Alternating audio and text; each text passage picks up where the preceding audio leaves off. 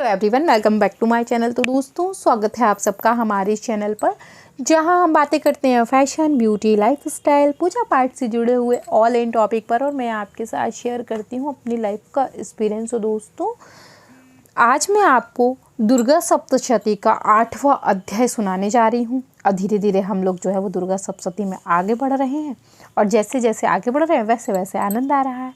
आप लोग भी बहुत प्यार कर रहे हैं, सुन रहे हैं, देख रहे हैं। बहुत अच्छा लग रहा है मुझे ये देखकर कि विशेषकर से सभी बच्चे बहुत ध्यान से सुन रहे हैं, बहुत प्यारे प्यारे कमेंट कर रहे हैं, तो मुझे सुन के अच्छा लग रहा है। तो चलिए दोस्तों, मैं आपको 8वां अध्याय सुनाती हूँ। इसमें जो है वो रक्तबीज का वध है। ठीक है। मैं अणिमा आदि सिद्धिमय किरणों से अवतरित भवानी का ध्यान करता हूँ। उनके शरीर का रंग लाल है, नेत्रों में करुणा लहर रही है तथा हाथों में पाश, अंकुश, वाण और धनुष शोभा पाते हैं। ऋषि कहते हैं, चंड और मुंड नामक दैत्यों के मारे जाने तथा बहुत सी सेना का संहार हो जाने पर दैत्यों के राजा प्रतापी शुंभ के मन में बड़ा क्रोध हुआ और उसने दैत्यों की संपूर्ण सेना को युद्ध के लिए कूच करने की आज्ञा दी। वह बोला, आज उदयुद्ध नाम के 86 दैत्य सेनापति अपनी सेना के साथ युद्ध के लिए प्रस्थान करें। कंबू नाम वाले दैत्यों के 84 सेना नायक अपनी वाहिनी से घिरे हुए यात्रा करें।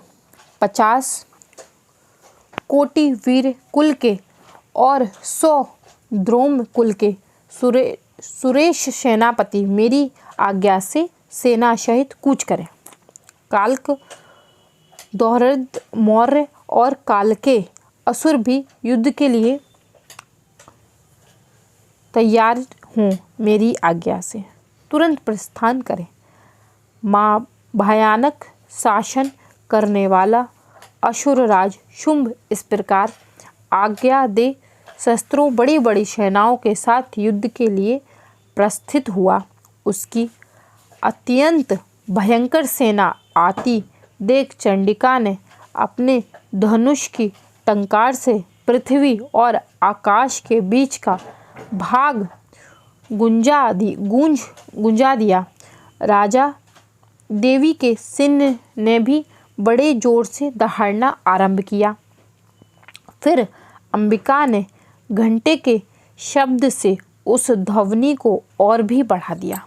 धनुष की टंकार, सिंह की दहाड़ और घटकी ध्वनि संपूर्ण दिशाएं गूंज उठी। उस भयंकर शब्द से काली ने अपने विकराल मुख को और भी बढ़ा लिया तथा इस प्रकार वे विजयिनी हुई। उस तुमुल नाद को सुनकर दैत्यों की सेनाओं ने चारों ओर आकर चंडिका देवी, सिंह तथा काली देवी को क्रोधपूर्वक घेर लिया।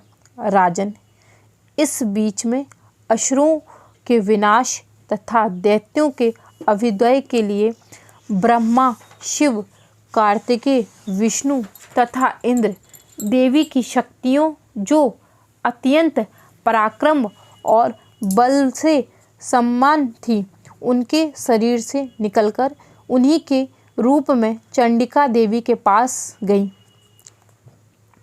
जिसे देवता का जैसा रूप, जैसी वेशभूषा और जैसा वाहन है, ठीक वैसे ही साधन से संपन्न हो सकी शक्तियाँ असुरों से युद्ध करने के लिए आई।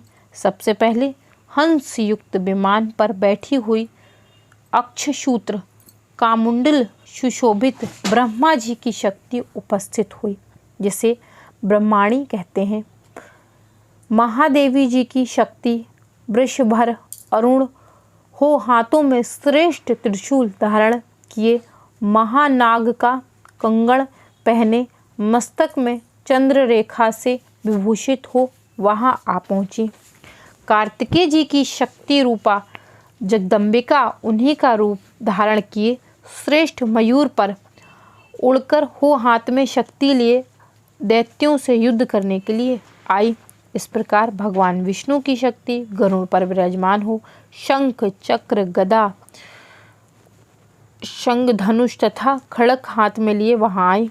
अनुपम यज्ञ वाराह का रूप धारण करने वाली श्री हरि जो शक्ति हैं वह भी बारह शक्ति धारण करके वहां उपस्थित हुई।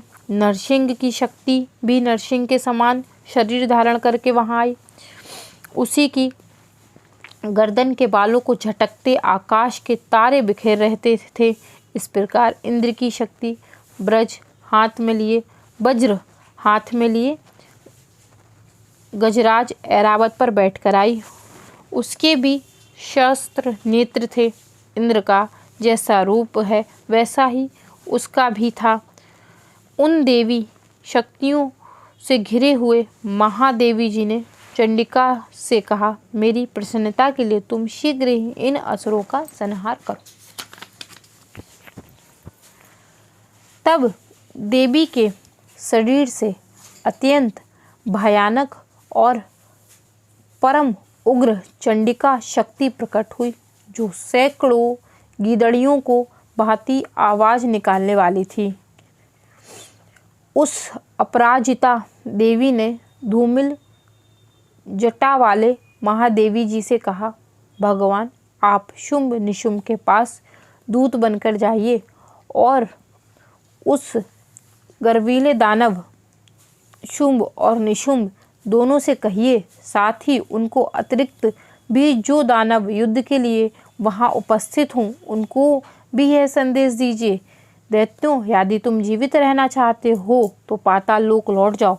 इंद्र को त्रिलोकी का राज्य मिल जाए और देवता यज्ञ भाग उपभोग करें। यदि बल के घमंड में आकर तुम युद्ध की अभिलाषा करते हो तो जाओ। मेरी शिवाएं योगिनियां तुम्हारे कच्चे मांस से तृप्त हो चुकी। उस देवी ने भगवान शिव को दूत के कार्य में नियुक्त किया था, इसलिए वह शिवदूती के नाम से संसार में विख्यात हुई। वह महादैत्य भी भगवान शिव के मुंह से देवी के वचन सुनकर क्रोध में भर गए और जहां कात्यायनी विराजमान थी उस और बढ़े। वह दैत्य अमर्ष में भरकर पहले ही देवी के ऊपर बाण शक्ति और सृष्टि आदि अस्त्रों की पुष्टि करने लगे। तब देवी ने भी खेल खेल में ही धनुष की टंकार की और उसे छोड़ दिया। बड़े बड़े बाणों द्वारा दैत्यों के चलाए हुए बाण शूल शक्ति और फर्शों को काट डाला। फिर काली उनके आगे होकर शत्रुओं को शूल के प्रहार से विदीर्ण करने लगी और खड़ग बाग से उनका कचुम्बर निकालती हुई रणभूमि में विचारने लगी। ब्रह्माणी भी जिस ओर दौड़ती उस और कमंडुल का जल छिड़ककर शत्रुओं को ओज और पराक्रम को नष्ट कर देती। माहेश्वरी नी त्रिशूल और वैष्णवी चक्र और अत्यंत क्रोध में भरी हुई कुमार कार्तिकेय की शक्तियों से दैत्यों का संहार आरंभ किया। इंद्र शक्ति वज्र प्रहार से विदीर्ण हो सैकड़ों दैत्य दानव रक्त की धारा बहाते हुए पृथ्वी पर सो गए। वाराही शक्ति ने कितनों को अपनी धूधन की मार से नष्ट किया। द्वारका अग्रभाग से कितनों की छाती छेद डाली तथा कितने ही दैत्य उसके चक्र की चोट से विदीर्ण होकर गिर पड़े। नरसिंह भी दूसरे महादैत्यों को अपने नखों से विदीर्ण करके खाती और सिंहनाद से दिशाएं एवं आकाश में गूंजती हुई युद्ध क्षेत्र में विचारने लगी।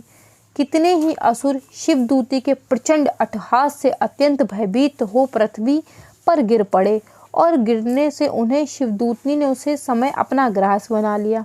इस प्रकार क्रोध में भरे हुए मृत्यगणों का नाना प्रकार के उपयोग से बड़े बड़े असुरों का मर्दन करते हुए दैत्य सैनिक भाग खड़े हुए। मृत्युगणों से पीड़ित दैत्यों का युद्ध से भागते देख रक्तबीज नामक महादैत्य क्रोध में भरकर युद्ध करने के लिए आया। उसके शरीर से जब रक्त की बूंद पृथ्वी पर गिरती तब उसके समान शक्तिशाली एक दूसरा महादैत्य पृथ्वी पर पैदा हो जाता।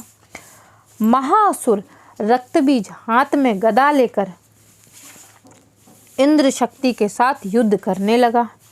इंद्री ने अपने वज्र से रक्तबीज को मारा। वज्र से घायल होने पर उसके शरीर से बहुत सा रक्त चूने लगा और उससे उसकी समान रूप तथा पराक्रम वाले योद्धा उत्पन्न होने लगे।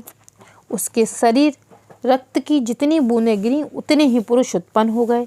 वे सब रक्तबीज के समान ही वीर्यवान, बलवान तथा पराक्रमी थे। वह रक्त से उत्पन्न होने वाला पुरुष भी अत्यंत भयंकर अस्त्र शस्त्रों का प्रहार करते हुए वहाँ मातृगणों के तथा घोर युद्ध करने लगे। पुनः वज्र के प्रहार से जब उसका मस्तक घायल हुआ तब रक्त बहने लगा और उससे हजारों पुरुष उत्पन्न हो गए। वैष्णवी ने युद्ध में रक्तबीज पर चक्र का प्रहार किया तथा इंद्री ने उसे दैत्य सेनापति को गदा से चोट पहुंचाई। वैष्णवी के चक्र से घायल होने पर उसके शरीर से रक्त बहा और उसे जो उसकी बराबर आकार वाले सहस्त्र महादैत्य प्रकट हुए, उनके द्वारा संपूर्ण जगत व्याप्त हो गया। कुमारी ने शक्ति से, बाराही ने खड़ग से और माहेश्वरी ने त्रिशूल से महादैत्य रक्तबीज को घायल किया। क्रोध में भरे हुए उस महादैत्य रक्तबीज भी गदा से सभी मात्र शक्तियों पर पृथक पृथक प्रहार किया। शक्ति और शूल आदि से अनेक बार घायल होने पर जो उसके शरीर से रक्त की धारा पृथ्वी पर गिरी, उससे भी निश्चय ही सैकड़ों असुर उत्पन्न हुए। इस प्रकार उस महादैत्य के रक्त से प्रकट हुए असुरों द्वारा संपूर्ण जगत व्याप्त हो गया। इससे उन देवताओं का बड़ा भय हुआ।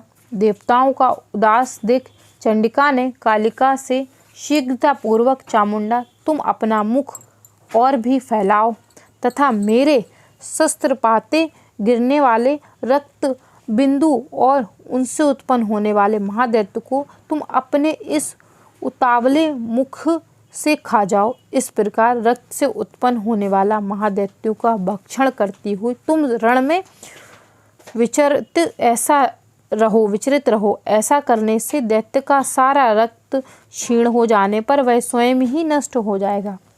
उन भयंकर दैत्यों को जब तुम खा जाओगी तब दूसरा नए दैत्य उत्पन्न नहीं हो सकते।